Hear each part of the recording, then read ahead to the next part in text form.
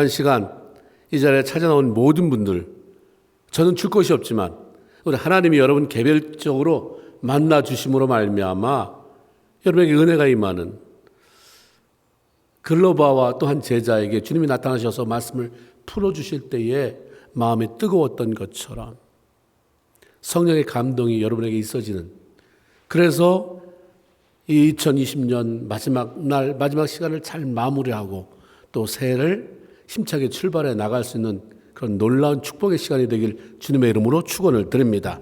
우리는 그동안 매년 12월 31일이 되면 저녁도 같이 먹고요, 때로는 떡국을, 때로는 만둣국을 먹으면서 윷놀이도 하고 교제하다가 송구영신 예배를 드렸습니다. 한 해를 보내고 제일 첫 시간 예배로 맞이하겠다고 하는 그런 의미에서였습니다. 그런데 올해는 코비드-19으로 인해서 함께 모여서 식사하는 것도, 윷놀이를 하며 교제하는 것도 힘들게 되었습니다. 그래서 고민 끝에 송구영신 예배를 일찍 드리기로 했습니다.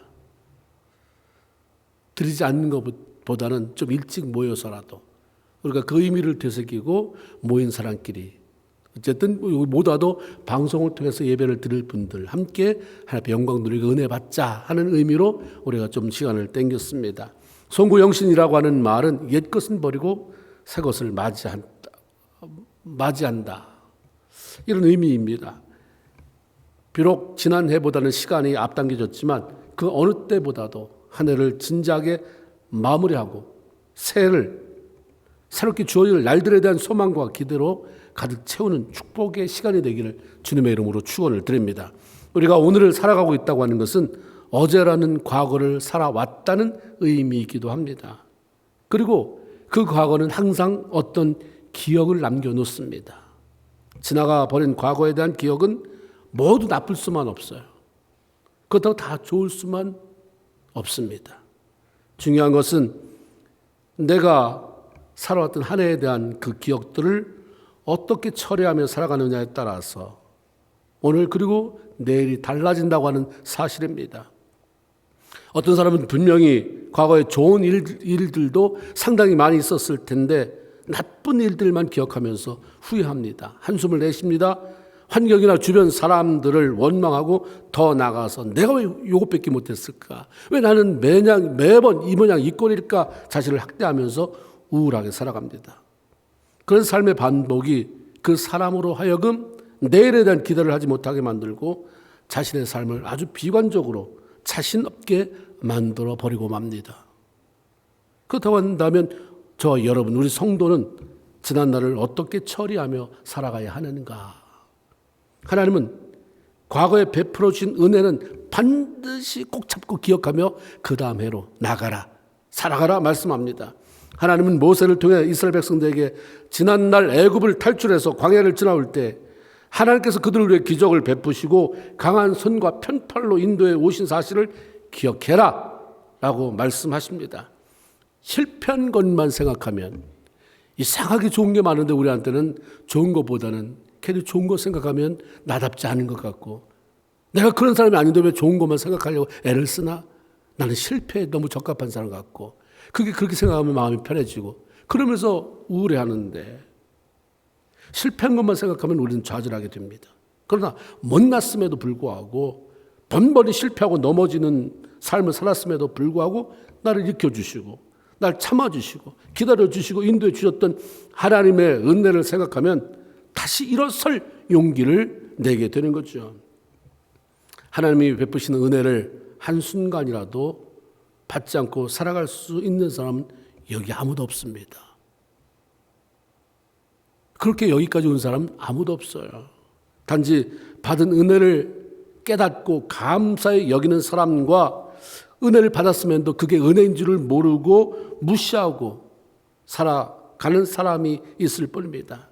하나님은 지난날 받은 은혜를 꼭 기억하고 그 다음 행보를 해 나가라 라고 우리에게 당부하십니다. 또 하나는 하나님은 지난날의 일을 기억하지 말고 생각하지도 말라라고 말씀하십니다. 아까는 기억하라고, 그런데 지금은 기억하지 말라고. 기억할 것은 하나님이 나에게 행하신 일을 기억하는 것이고, 기억하지 말 것은 내가 한 일은 그것이 잘못했던 성공했던 실패했던 모든 생각 다 지우고 잊어버리고 그 다음 새 출발하라 라고 말씀합니다. 왜냐하면 하나님은 우리를 위해 또 다른 새로운 일을 행하실 것이기 때문입니다. 우리는 모르지만 그냥 12월 31일에 다 지나가서 2021년 1월 1일 맞이하고 새해를 맞이하는 것이지만 하나님은 분명한 블루프린트 청사진을 가지고 기다리고 있다고 하는 사실입니다. 우리는 그냥 살아가는 삶이 아니에요. 하나님이 기다려주는 그 2021년도를 향해 가는 사람입니다.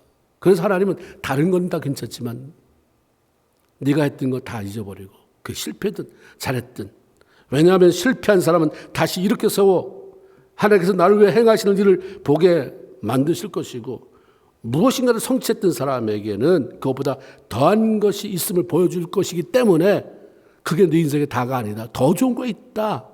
그러니까 그것도 거기 너무 연연하지 말아라.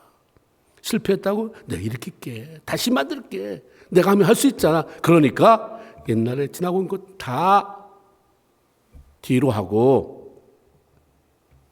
과거에 한숨이나 쉬면 그 자리에 머물러 있거나 지난날 이루어놓은 자신의 업적이나 성취에 도취되어 그냥 그대로 머물러 있지 말고 하나님의 행하실 일을 기대하면서 이제 비상하는 삶을 살아가라. 그 자리에 있지 말고 좀 더 높이 올라가는 삶을 추구해라라고 말씀합니다. 그래서 오늘 본문은 하나님이 우리에게 그렇게 말씀해요. 비상하는, 날아올라라라고 하는 말씀을 들려주시죠. 오직 여호와를 앙망하는 자는 새 힘을 얻으리니 독수리의 날개침같이 뭐한다? 올라간다. 이렇게 말씀해요.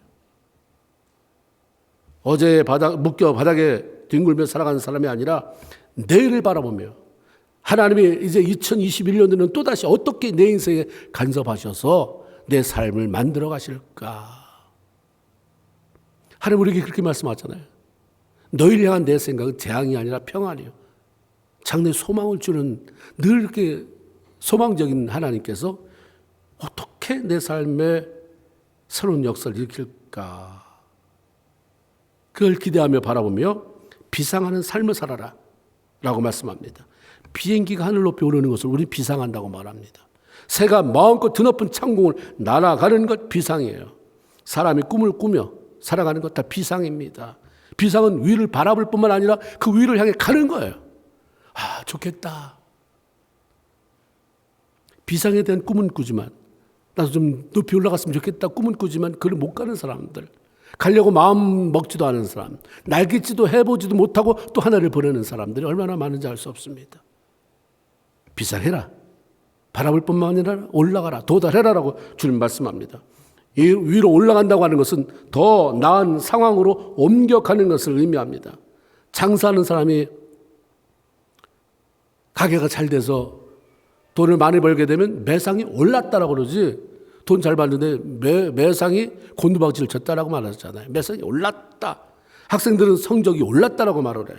직장에 다니는 사람은 월급이 올랐다, 직급이 올랐다라고 말을 합니다. 좋은 것, 바람직한 것, 기대하는 것에 대한 성취를 말할 때 올랐다라는 말을 사용합니다. 하나님은 모든 성도들이 패배자의 자리에서 승리하는 자의 삶의 자리로, 낙심과 절망 속에서 그 자리에서 소망의 자리로 올라가라 라고 말씀합니다. 하나님은 성도들에게 올라가되 독수리가 날개치며 올라간 같이 그렇게 하라고 말씀하죠. 왜 하필이면 독수리에 비유하셨을까? 독수리는 많은 훈련을 통해 강한 날개를 지니고 있어서 놀랍게도 시속 160km를 날아갈 수가 있고, 그 속도로 날아가고 고공으로 3,000m까지 높이 올라가는 짐승이라고 말을 합니다. 지치지 않고 높이 올라가는 독수리의 고공 행진은 그 어떤 새도 감히 흉내낼 수 없다고 합니다. 그렇게 말을 하죠. 그래서 주님이 이 독수리 같은 모습으로 살아라. 네가 누구냐? 하나님의 자녀 아니냐? 2020년 실패했다고 해서 그게 네 인생의 끝이냐? 2021년도를 내가 새롭게 주지 않느냐? 너로 살아가지 말고, 자신 없는 너로 살아가지 말고, 실패했던 거 기억하는 너로 살지 말고, 새일 행하는 너의 하나님, 너의 아버지 나를 바라보면서 비상해라라고 말씀하시는 거죠. 성도는 아래로 꼰두박질 치는 그런 삶을 살아가는 자가 아니고 그렇다고 그냥 그 자리에 머무는 자도 아니고 오직 위로만 향하는 사람입니다. 독수리는 어떤 폭풍에도 오를 뿐만 아니라 결코 이 독수리는 바람을 탓하는 법이 없다고 그래요. 바람을 즐겨요. 폭풍을 즐깁니다. 폭풍이 오면 내가 내 날개 힘을 이제 발휘할 때가 됐나 보다. 오히려 폭풍이 올 때 더 빛을 발하는 게 독수리라고 말을 합니다. 하나님은 성도들이 어떤 환경에도 원망만 하거나 핑계만 대다가 결국 그냥 환경에 굴하는 삶을 또다시 반복하지 말고 하나님께서 원하시는 그 자리까지 높이 올라가기를 원하는 그 하나님의 마음을 이해하면서 독수리처럼 비상해라 우리에게 말씀하시고, 그래서 독수리 비유를 우리에게 얘기하시는 것입니다. 높이 오르기 위한 조건이 뭔가? 우리가 상식선에서 생각해 보면 일단 가벼워야 되겠죠.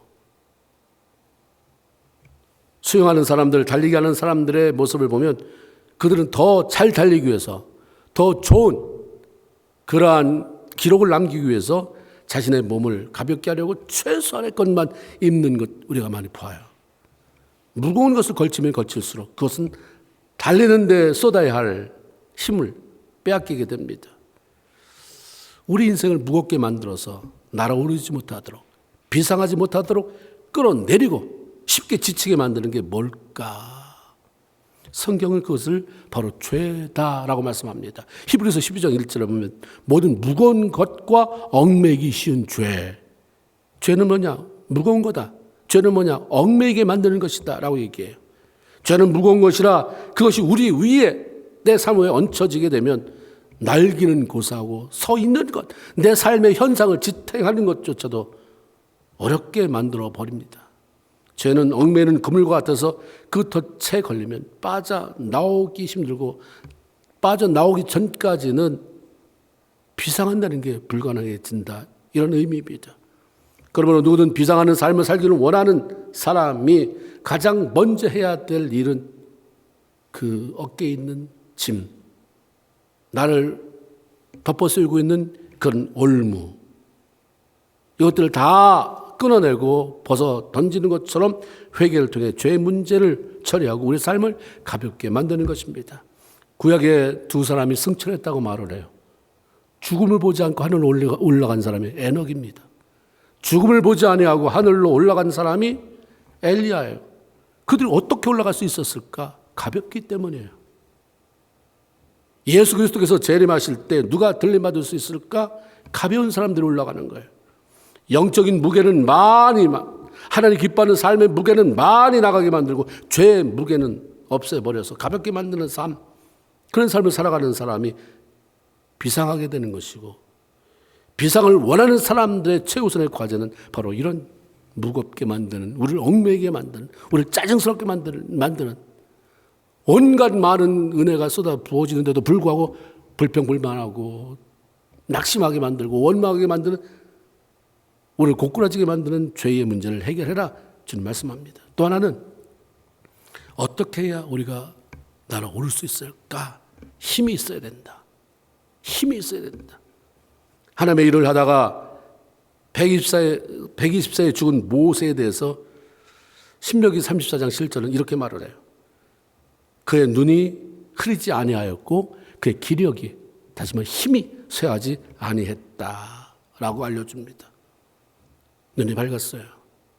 힘이 쇠진하지 않았어요. 그래서 120살까지 쌩쌩하게 일하다가 하나님 나라를 맞이한 거죠.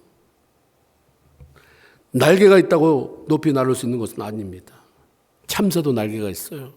제비도 날개가 있지만 독수리처럼 그렇게 고공비행을 하는 것이 불가능한 이유는 강한 압력을, 폭풍을 뚫고 나갈 그런 만큼의 힘이 없기 때문입니다.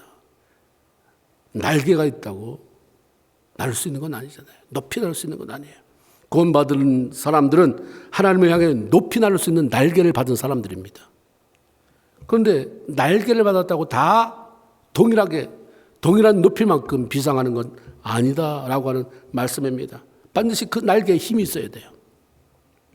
성령을 통해 하나님이 계속적으로 공급해 주시는 힘을 받지 않으면 구원받은 성도라 할지라도 무력함을 모면할 수가 없습니다.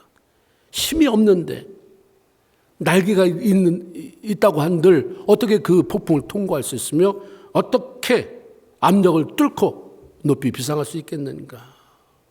그래서 다윗은 시편 18편 1절에 보면 나의 힘이 되신 여호와여 내가 주를 사랑합니다. 하나님이 나의 힘이 되니까 겁날 게 없어요. 하나님이 나의 힘이 되니까 거칠 게 없어요. 하나님이 나의 힘이 되니까 두려울 게 없어요. 나의 힘이 되신 여호와여 하나님 때문에 내가 이렇게 살았습니다. 하나님이 나의 힘이 되어 주셔서 이렇게 뚫고 나갔습니다. 이렇게 이겼습니다. 그 하나님을 나는 사랑합니다. 고백하죠. 하박국 선지자도 하박국 3장 19절에 주 여호와는 나의 힘이시라고 고백합니다. 그리고 그 힘을 의지해서 높이 비상했고 위대한 한 생을 살았던 것입니다. 그러면 어떻게 해야 하나님으로부터 이 힘을 얻을 수가 있겠는가? 힘이 있어야 된다는데 어떻게 힘을 얻을까? 오늘 본문 안에 그 말씀, 그 해답을 우리에게 주고 있습니다. 여호와를 앙망하는 자는 새 힘을 얻으리니. 여호와를 앙망하는 삶을 살아갈 때 하나님으로부터 새 힘이 주어진다. 다른 이유, 다른 어떤 조건도 힘을 얻는 데는 다 부적격하지만 한 가지, 여호와를 앙망하는 것이다. 앙망한다는 게 뭔가 우러르는 거, 우러러본다. 간절히 바라본다는 의미입니다. 매 순간 그분에게 초점을 맞춤으로 삶 가운데서 그분을 놓치지 않고 살아가기로 결단하고 살아가는 그 삶. 그게 우러러보는 거예요. 앙망하는 것입니다.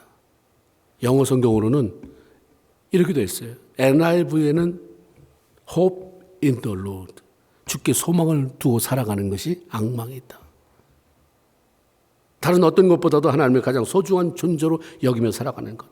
하나님을 닮아가고 하나님만을 기쁘시게 하고자 하는 열정으로 살아가는 것.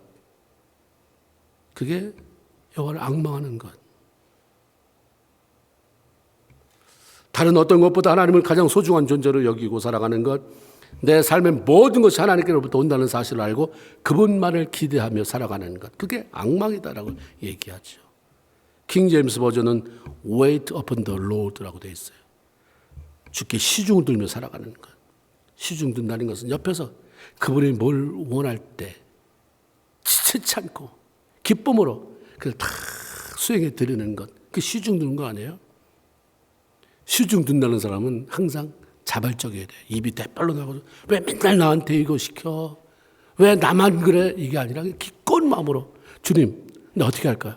그렇게? 아멘. 잠깐 기다렸어요. 네, 그렇게 하겠습니다. 앙망한다는 게 뭔가를 왜 쳐다보게 앙망이 아니라 주님 뭘 말씀하실까?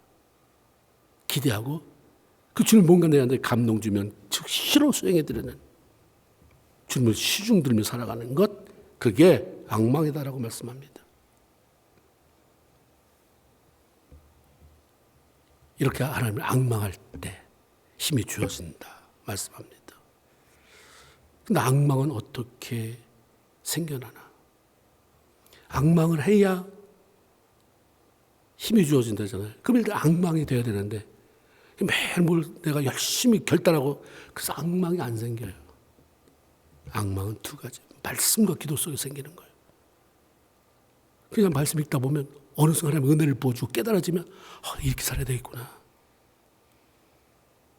말씀 읽고 묵상하다 보면 자꾸 생각이 나요. 그게 좀 깊어지면 자꾸 뭔가 생각이 떠오르니까 적게 되는 거예요. 그 정말 하나님이 감동했을 때는 1년 내내 두고 봐도 막 가슴이 뭉클뭉클해지고 이런 걸 찾아내야 되잖아요. 말씀 속에서 그분의 생각을 알아내고 그분의 뜻을 알고 그렇게 살아갈 때 주님을 앙망하게 되고 자꾸 주님 앞에 자꾸 나를 맞춰가려고 하다 보니까 나도 모르는 사이에 어둠이 자꾸 물러가요. 빛이 들어오면 어둠이 올라가게 돼 있어요. 슬픔이 그냥 사라져버려요. 우울함이 사라져버립니다. 자꾸 기대가 생겨요. 뭔지 모르지만. 기도하며 하나님과 대화할 때 자꾸 힘이 주어지잖아요. 내 힘으로 안 되는구나. 주님이 하셔야 되는구나. 기도하면서 자꾸 내 사정을 아뢰고 주님이 들려주신 음성을 받게 되고 그러면서 우리가 영적인 그런 힘을 얻게 되는 것입니다. 우리가 2020년도 이제 다 갔잖아요. 2021년도 또 12달을 살아야 되는데 무슨 힘으로 살 것이냐. 내 힘은 너무 변덕스러워요. 뭐가 좀 생기면 기분이 좋았다가 뭐가 좀 없어지면 뭐가 잘 안 되면 그렇게 다운이 됐다가 영을 앙망해야 돼요. 그분은 시선을 놓치지 말아야 됩니다. 말씀과 기도로 주를 앙망하고 그것 때문에 주어지는 힘. 그러다 보니까 더 이상 이 바닥에서 뒹구는 삶이 아니라 그냥 머무는 삶이 아니라 비상하는 삶. 자꾸 위로 올라가는 진보가 있는 자꾸 올라가는구나. 느껴지는 안 보이던 게 보여지네. 내가 더 자라가고 있는 게 느껴지네. 더 우리가 없는 사람은 뭘 어떻게 해야 되는지 모르지만 있는 사람은 뭘 더 잘 관리하고 싶고 더 모으고 싶고 더 채우고 싶고 맛을 본 사람이 아는 거잖아요.